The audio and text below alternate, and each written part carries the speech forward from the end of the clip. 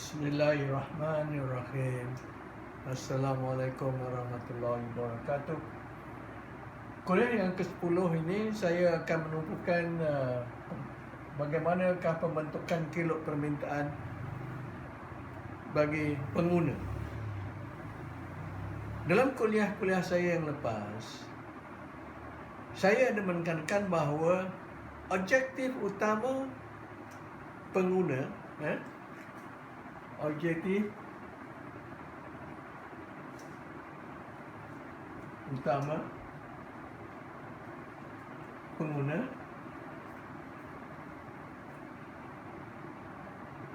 ialah apa dia? Memaksimalkan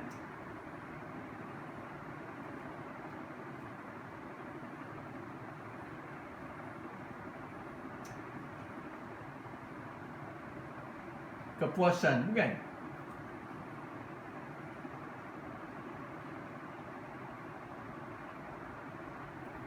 Kepuasan mereka.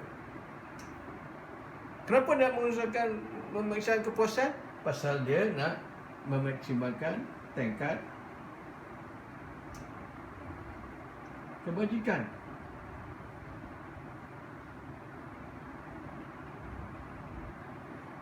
Nampak tu? Ingat ini pokok asas masalah ekonomi. Jadi pengguna akan cuba memaksimalkan kepuasan dia. Kerana apa?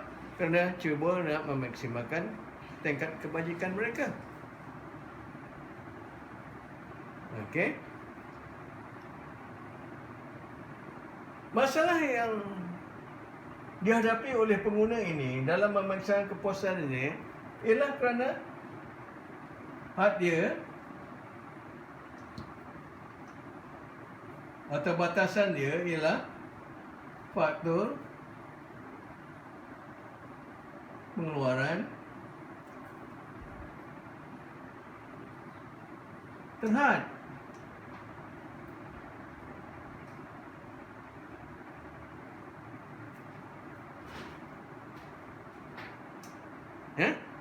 Faktor pengeluaran terhad. Jadi untuk memaksimalkan kepuasan dia, dia nak apa saja yang ada di dunia ini, dia nak kalau boleh. Tapi boleh tak dia dapat semua itu? Tidak boleh. Kerana faktor pengeluaran dimiliki oleh setiap individu atau manusia itu adalah terhad. Maka timbullah masalah asas ekonomi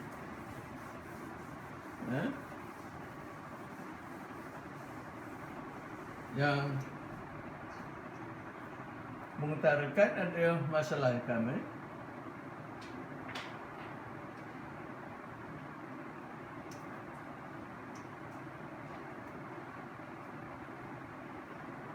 apa barang yang tidak dikeluarkan.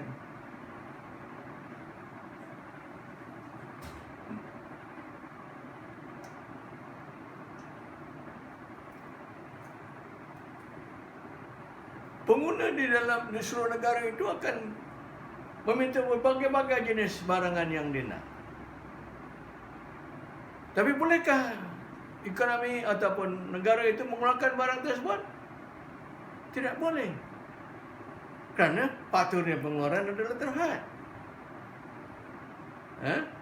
Jadi persoalannya sekarang daripada jutaan barang yang diminta oleh pengguna, apakah barang yang utama sekali nak dikeluarkan? Maka ada prioriti dia. Barang A, barang B, barang C, barang D dan sebagainya. Kalau kita katakan bahawa di dalam negara kita ni makanan utama rakyat Malaysia adalah beras. Beras adalah hasil daripada padi. Jadi bagaimanakah masalahnya? Ekonomi itu buat keputusan apakah barang yang nak dikeluarkan dulu. Faham tak? Daripada jutaan barang yang dikehendaki oleh masyarakat, oleh pengguna, Apakah barang yang utama sekali nak dikeluarkan? Nak keluarkan kapal terbang? Atau mengeluarkan beras? Atau mengeluarkan sayur? Dan sebagainya. Jadi pokok pada penyelesaian kepada barang itu, pertama sekali barang itu mesti diminta oleh pengguna. Nampak tu? Barang itu mesti diminta. Kalau dia tidak ada permintaan, dia tak dikeluarkan. Sebab tidak ada yang mahu. Kalau saya ambil contoh, kalau ekonomi Malaysia katakan orang nak keluarkan kereta terbang, persoalannya, ada tak permintaan kepada kereta terbang itu? Cuba bayangkan kalau semua orang ada kereta terbang, bagaimana keadaan di udara? Alangkah di jalan raya, di bumi ini ada jalan raya yang teratur, ada jalan raya, ada peraturannya jalan, pun ada orang yang melanggar. Cuba kalau di udara, dibebaskan, semua orang boleh terbang dengan kereta terbangnya, akan laku jalannya yang tidak jelas. Saya ingat hancur udara kita, berdebus, kereta berlanggar di dalam udara. Jadi apakah barang yang anda dikeluarkan? Jadi dia akan ditentukan pertama sekali ialah barang itu mesti diminta. Faham tu? Jadi sekarang kita nak mengkaji bagaimanakah permintaan itu dizahirkan oleh pengguna. Bagaimana pengguna menzahirkan permintaan kepada barang itu? Nampak? Jadi saya ambil contoh yang mudah sekali lah, yang saudara-saudari boleh gambarkan dan alami. Kalau saudari-saudari nak makan rambutan, di rumah tidak ada rambutan, apa yang saudara-saudari akan buat? Katakan dalam buket kamu tu ada RM10 duit. Itu adalah had yang kamu boleh belanja. Kerana itu faktor pengeluaran yang kita boleh gunakan untuk beli rambutan. Kalau kamu nak beli rambutan, di rumah tidak ada rambutan, apa yang kamu harus buat? Kamu tanya Mak, bagaimana nak cari rambutan ni?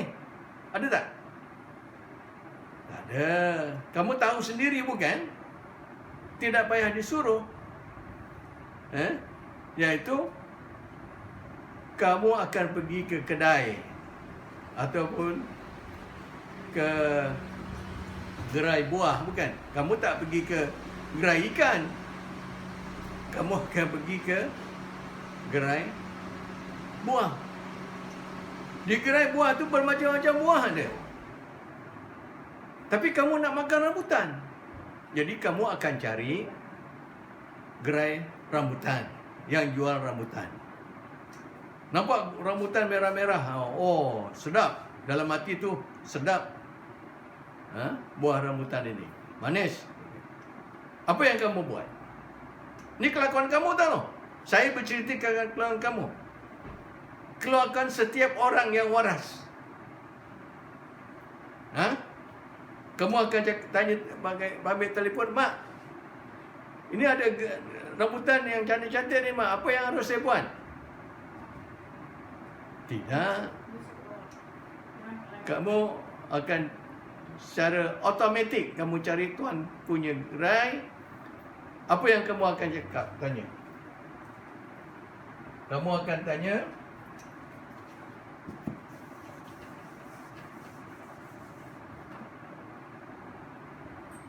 saya buat raja lah, senang. Okey. Apa soalan yang pertama? Pakcik, berapa harga 1 kilo rambutan ni, bukan? Jadi kamu akan tanya harga. Betul?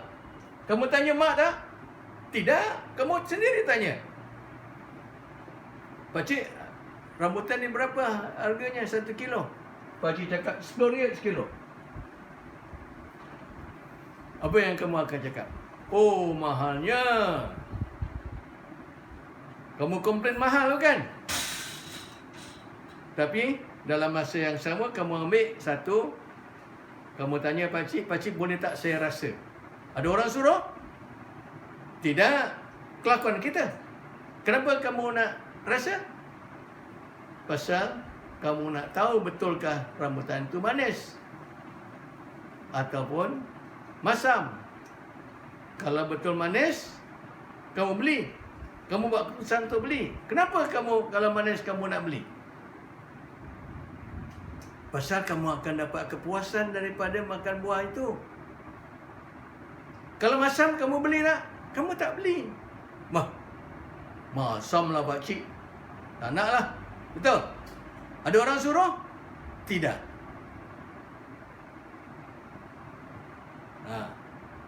Lepas kamu yakin bahawa rambutan itu adalah manis dan sedap dan akan memberi kepuasan pada kamu, kamu akan apa buat? Kebiasaannya orang akan tawar. Pakcik, RM10 mahal lah pakcik. Boleh tak turun? Pakcik tanya, berapa harga nak turun? RM2 boleh tak? RM2? Murah sangat nak, dia kata. Tak, kalau RM2, apa yang kamu buat? Kalau RM2, berapa banyak kamu nak beli? Kamu ada RM10 ni. Kamu akan beli, saya ada RM10 pakcik. Kalau RM2, saya akan beli 5 kilo.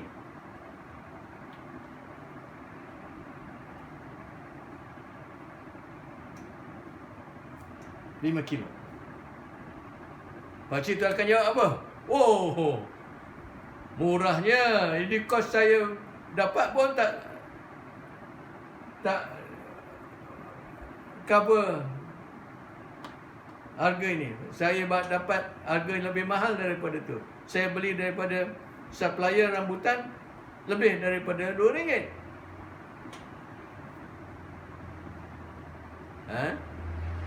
Jadi kamu buat tawar dengan alasan untuk beli lebih banyak. Betul? Ada orang suruh? Tidak. Kelakuan kita. Nampak tu? Kelakuan kita.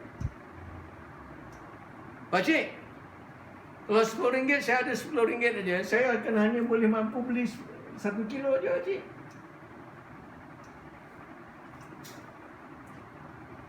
Tapi kalau pakcik jual 2 kilo, saya nak beli 5 kilo.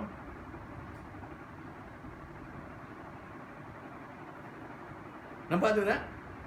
Jadi permintaan kamu itu dizahirkan dengan kelakuan kamu tadi. Bagaimana menzahirkan kelakuan kamu itu? Ialah dengan pergi ke pasar buah, dapat tengok rambutan, dan kemudian pertama sekali, tidak ada orang suruh, tidak ada orang nasihat, kamu akan spontan akan tanya, pertama sekali ialah harga. Faham tak? Ini kelakuan kita tahu, saudara-saudari. Bukan kelakuan orang lain, kelakuan kita. Semua orang akan berkelakuan demikian.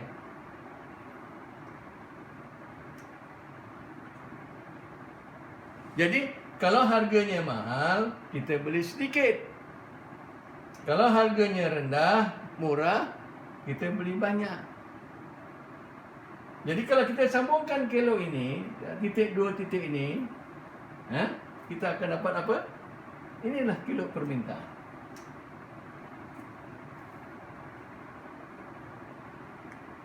Jadi hukum permintaan. Ini dalam ekonomi dia akan keluar hukum. Macam mana undang-undang lah.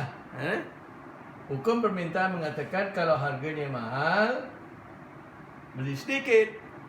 Harga murah, beli banyak. Faham? Susah kan itu? Nampak? Cerita yang dia belajar dalam ekonomi itulah kelakuan kita.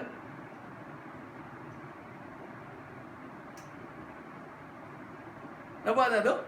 Jadi, bagi kebiasaan, kebanyakan barang itu akan diminta, kuantiti yang diminta akan sedikit kalau harganya mahal. Kalau harganya rendah, kita beli banyak. Jadi kelok permintaan itu mencurun ke bawah daripada kiri ke kanan. Very simple. Ekonomi itu bercerita keadaan itu. Menceritakan balik kelakuan kita. Tidak payah orang suruh. Kita buat sendiri. Dan inilah dituliskan dalam buku ekonomi. Inilah yang dipelajari dalam ekonomi. Ini asas dia. Kalau barang itu ada permintaan, kalau ini wujud, maka barang itu mungkin akan dipertimbangkan untuk dikeluarkan. Faham? Jadi masalah apa yang dilakukan, mesti pertama sekali, kalau permintaan itu mesti wujud. Dan balikan yang wujud dengan kelakuan kita. Bagi bentuknya, dia mencurun ke bawah daripada kiri ke kanan. Very simple. Interesting. Menarik. Mudah saja. Mudah dipahami bukan? Kita berhenti di sini dulu. Kita sambung kuliah yang akan datang. Terima kasih.